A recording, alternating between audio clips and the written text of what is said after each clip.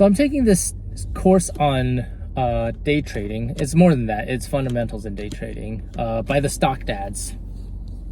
If you want, I'll put out a referral link, but you can find them online. I'd love for you to list me as a referral. You know, I get a commission off of that, but that's beyond the point.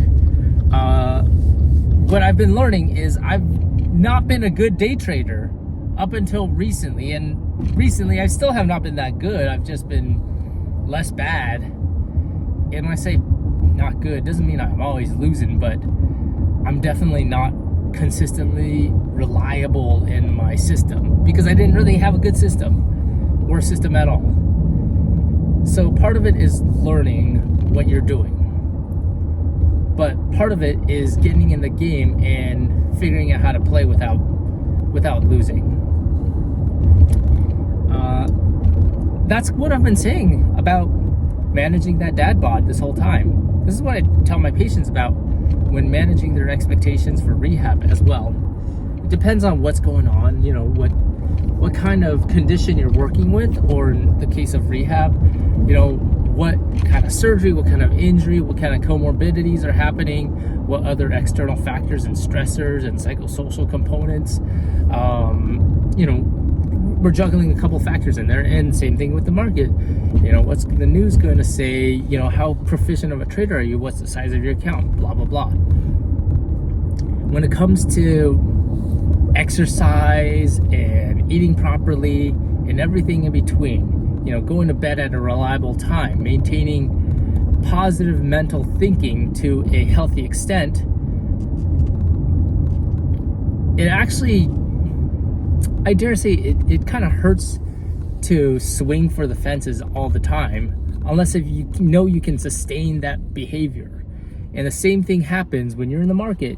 You know, if you're following signals and alerts and stuff, you think you can't lose, so you'll swing for the fences every time. But the thing is, the guys calling the shots, they've been doing this for a while. They'll size appropriately, and they know that there's a chance that they'll be wrong, but you don't know their win-loss streak. And you might reposition your size differently, and if you don't know how to manage your risk, you might scare yourself out of the market after some big losses, or you might just lose your whole account. And that's kind of the same thing with taking care of your health.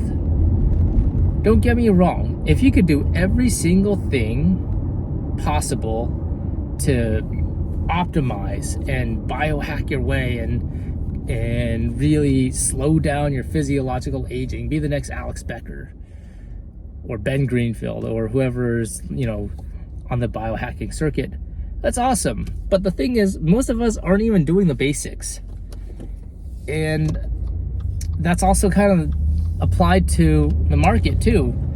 If you're not doing the basics, you're probably losing money. If you're not doing the basics in exercise and diet and sleep habits and sleep hygiene, and you're like managing your relationships, you're probably also not doing all that great in those areas, and you're probably not sustaining it. You'll give up, you'll burn out. So it's about starting small and figuring out what you can handle. When you manage to find that out, then you're going to follow through on that more reliably, and then you'll see those little wins add up and create momentum, and soon, like a small investment account, it may snowball into a medium size or a bigger account, or get to a point where then you might actually have something meaningful out of it. Then you can make bigger changes. So whether or not you have been contemplating or haven't been contemplating making these changes to get rid of that dad bod, or you're just starting, if you're in your first couple days or weeks or even months, just realize it's a process. You might not see supremely positive results for a long time. And this is why looking at that scale can be pretty misleading. It's, you know, a general indicator. It helps to see progress and get encouraged, but remember that it will fluctuate, and your metabolism, it might not catch up right away.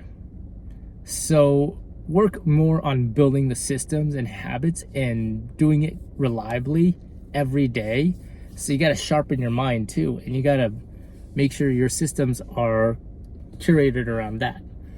That might mean it's not just about going to the gym and eating properly, but what does it take to get you in a state of being to have the discipline to do that? There are some tools that I've got there. I use this app called the Mental app. I will tell you guys more about it later on, but it reinforces this cold shower protocol as part of the process. And what I really like about it is I actually don't like missing a day on that protocol. I am kind of craving it. And, you know, there are more people that are out there saying, oh, don't rely on it as a crutch. But I'm not using it as a crutch. You know, it only takes like 3 to 5 minutes to take a cold shower every day. So, you know, like, it's the discipline of doing it. Find ways to get yourself in a state of mind where you want to follow through or are willing to follow through on your plan. So that means proper sleep hygiene. You got to cut your night off at whatever time that you choose, be it 9, 10, 11, 12. You're probably not going to do great after 12. Just being honest. You're probably not even doing great after 11, but, you know, I get it. You know, there are chores and you got to catch up on some bills and some personal development or time with your wife after you're done cleaning the house. That's fine. What are you reading? What are you exposing your mind to every day? Are you doom scrolling? Are you getting into stupid fights online? Are you mobile gaming? Are you watching porn? Are you watching sports? Are you watching too much Netflix? Those things are going to factor in. One, they eat up a huge chunk of your time. And the other thing is they will take up your bandwidth. And eating up your mental bandwidth it's more expensive than you think, because it weakens your instinct to follow through on the discipline. So figure out what it is that you need to change or reinforce, and start small. Start off with something you know you can do, and just do that one thing until you pick up enough momentum to pick up 2 things, and keep on doing those 2 things until you get enough momentum to pick up 3 things, and keep on doing that until you pick up 4 things that you might change, until you feel satisfied. Because it's not about an end goal, it's about a process here, and maintaining a good sense of leadership for your family, being a good role model, having longevity to be there for them when you get old, when they get older, and being able to offer the fatherly parent advice and guidance and support them mentally, emotionally, physically, financially when they need to, and giving them a lot of resilience, because you are sharper, you're stronger, you're fitter, you're more capable of leading, more lovable, more difficult to kill. Start stacking those habits.